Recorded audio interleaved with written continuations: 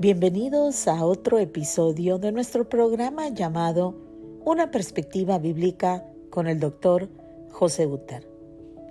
La historia es como una gracia, un regalo de Dios para todos los que deseamos aprender del legado que se nos ha dejado por medio de siervos incansables y a veces desconocidos como John Knox. ¿Quién era John Knox? Oigamos lo que nos tiene que decir el doctor José Uter. Hoy vamos a hablar sobre uno de los reformadores menos conocidos. Se le considera uno de los predicadores más poderosos de su tiempo, pero solo 2 de los centenares de sus sermones fueron publicados. Es el hombre más importante que Escocia ha visto nacer, pero solo existe un monumento dedicado a él en su tierra. Su tumba carece de adornos y no tiene lápida. De hecho, se encuentra debajo del aparcamiento número 23 de la Catedral St. Giles de Edimburgo. Y sin embargo, llegó a ser uno de los 4 reformadores más influyentes del mundo después de Lutero, Calvino, Zwinglio. Su nombre es John Knox. No cabe duda de que este hombre reunía muchas contradicciones y paradojas en su vida. Era como un profeta del Antiguo Testamento, un Jeremías hecho carne en tierras escoceses. Su estatura era baja, tenía cabello negro y una voluntad de hierro. John Knox nació en 1514 en una pequeña ciudad al sur de Edimburgo. A los 15 años entró en la Universidad de St. Andrews para estudiar teología. Era la época cuando la reforma de Lutero ya se había extendido por el centro de Europa.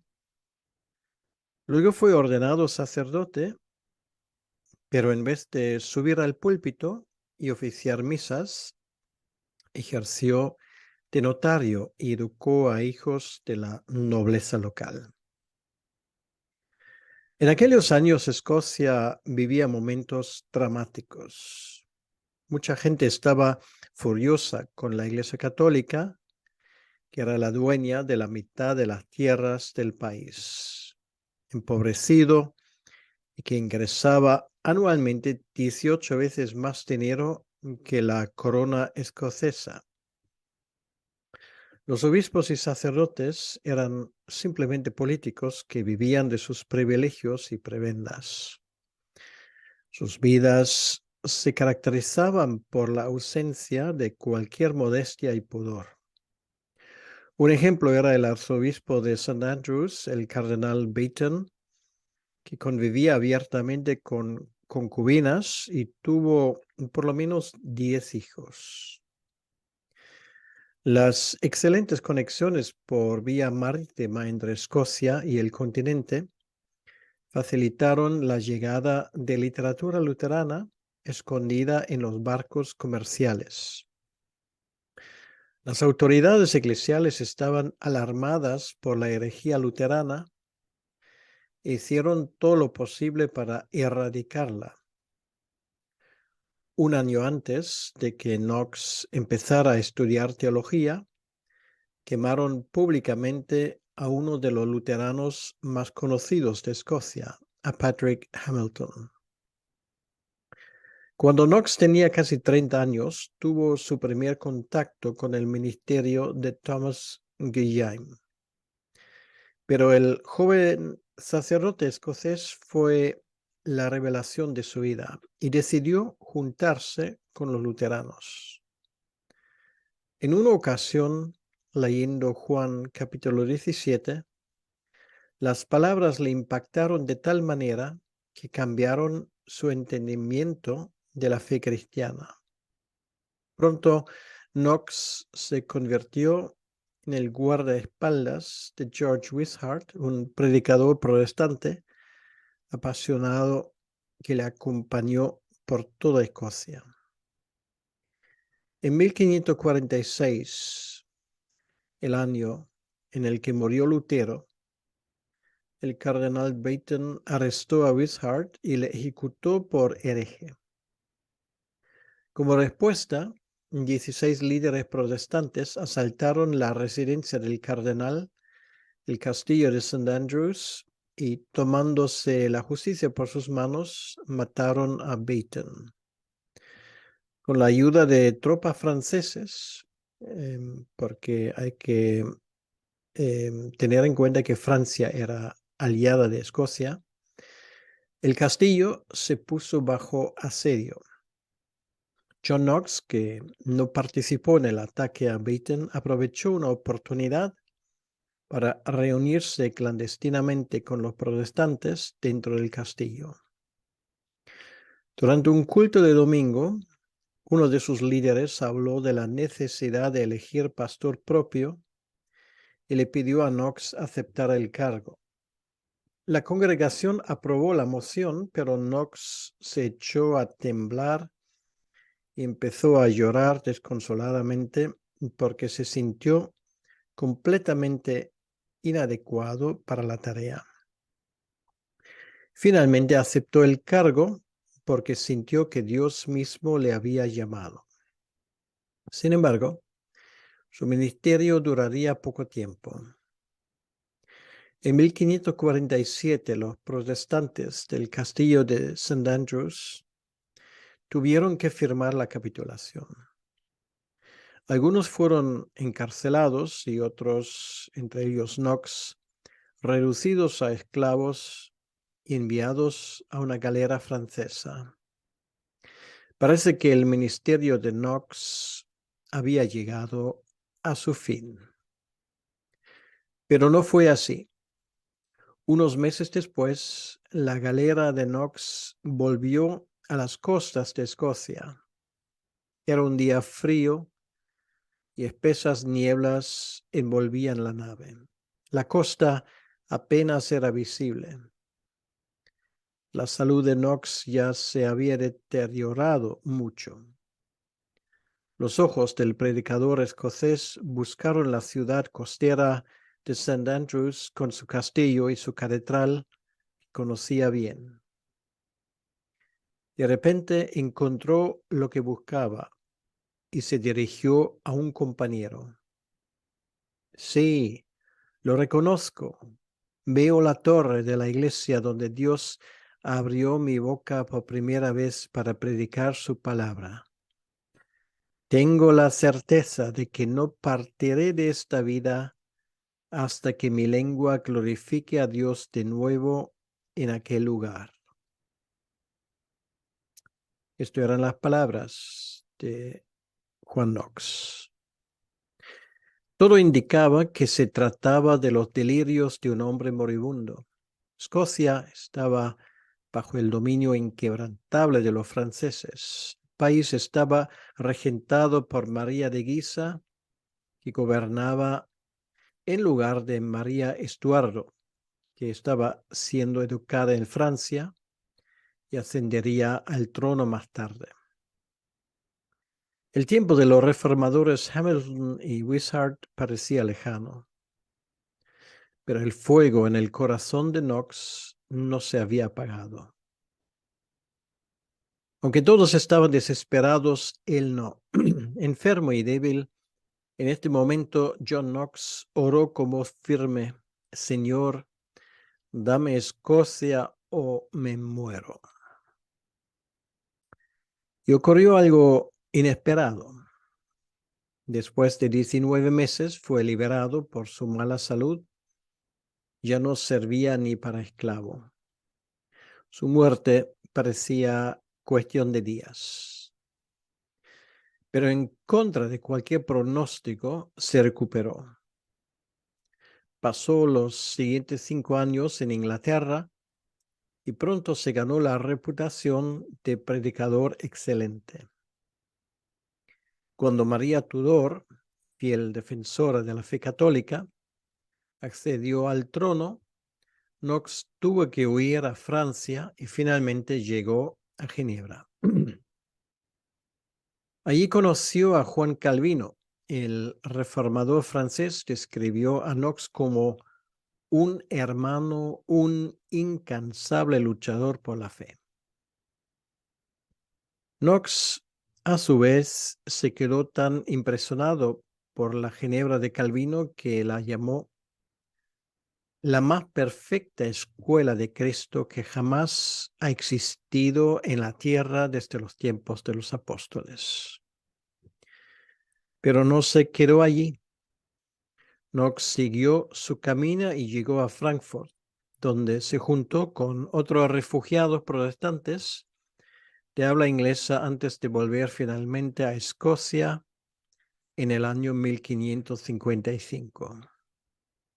Knox pasó 9 meses predicando en todo el país antes de verse obligado a volver a Ginebra. Ahora finalmente encontró el tiempo necesario para escribir. Se metió con los líderes políticos que habían readmitido el catolicismo en el país y atacó directamente a la reina inglesa María Tudor, llamándola traidora y rebelde contra Dios. En una de sus publicaciones más famosas se dirigió a la gente normal y corriente, concediéndoles el derecho, más aún el deber, de levantarse contra gobernantes injustos. Y tampoco olvidó a la reina María Estuardo, y finalmente ocupó el trono de Escocia. Quería restablecer el catolicismo en el país. Le dijo: la espada de la justicia es de Dios, pero si los príncipes y gobernantes no la emplean, otros pueden hacerlo. Aunque Knox la consideraba abominable, no cesaba de orar por ella. Oh Señor, si es tu voluntad, limpia el corazón de la majestad real del veneno de la idolatría y libérala de los lazos de Satanás. Ha crecido así y sigue empeñada en su error. Haz que reconozca, por la luz del Espíritu Santo, que no hay otra forma de buscar tu favor que a través de tu Hijo Jesucristo. María Estuardo temblaba ante este hombre, del cual dijo en una ocasión: temo las oraciones de John Knox más que los ejércitos unidos de Europa. Cuando Knox volvió a Escocia en 1559, enseguida pusieron un precio a su cabeza. Su reacción fue típica. En una carta a la iglesia de Ginebra les pidió dinero para poder comprarse un caballo más rápido. Y así fue. Recorrió todo el país y predicó como un vendaval. Sus sermones se asemejaban a las de los profetas del Antiguo Testamento, porque Knox no tenía en mente al individuo, sino a todo el país. En junio del mismo año fue elegido ministro de la Iglesia de Edimburgo. Diariamente expuso la palabra de Dios. Su estilo al predicar era inusual. Durante media hora hacía con voz tranquila un exégesis de un pasaje bíblico. Después aplicaba sus conclusiones a la situación en Escocia y su tono cambiaba radicalmente. Sus palabras de repente eran emocionales y llenas de vigor, y con frecuencia daba golpes en el púlpito, de manera que algunos de los asistentes ni se atrevían a tomar notas.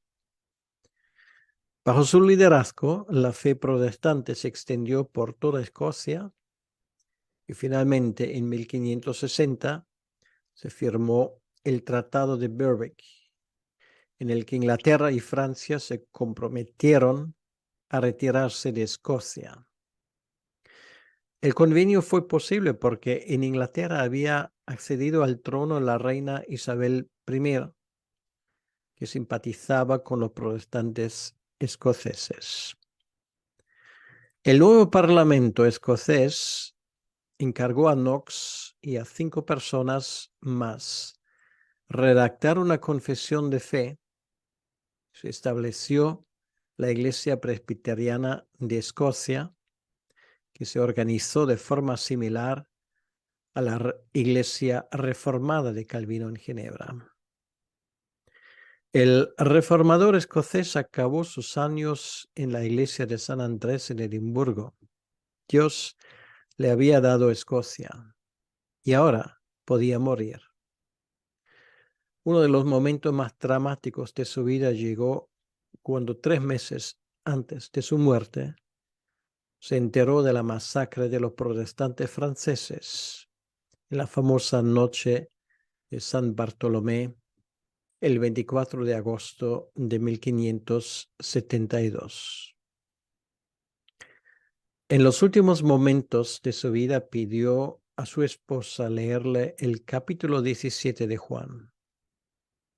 Es el lugar donde mi alma tiene su ancla, dijo, y se fue de este mundo. 75 millones de presbiterianos en todo el mundo deben su herencia espiritual a este hombre que jamás se dio por vencido. Qué interesante es poder educarnos por medio de la historia, aquellas páginas que han quedado registradas para nuestro bien. Siervos como John Knox, a quien Dios utilizó de gran manera no solamente para animar y exhortar a las personas de su tiempo, sino también para que nosotros podamos disfrutar del legado, aquellos especialmente que asistimos a iglesias presbiterianas. Muchísimas gracias por habernos acompañado y los esperamos para el próximo episodio.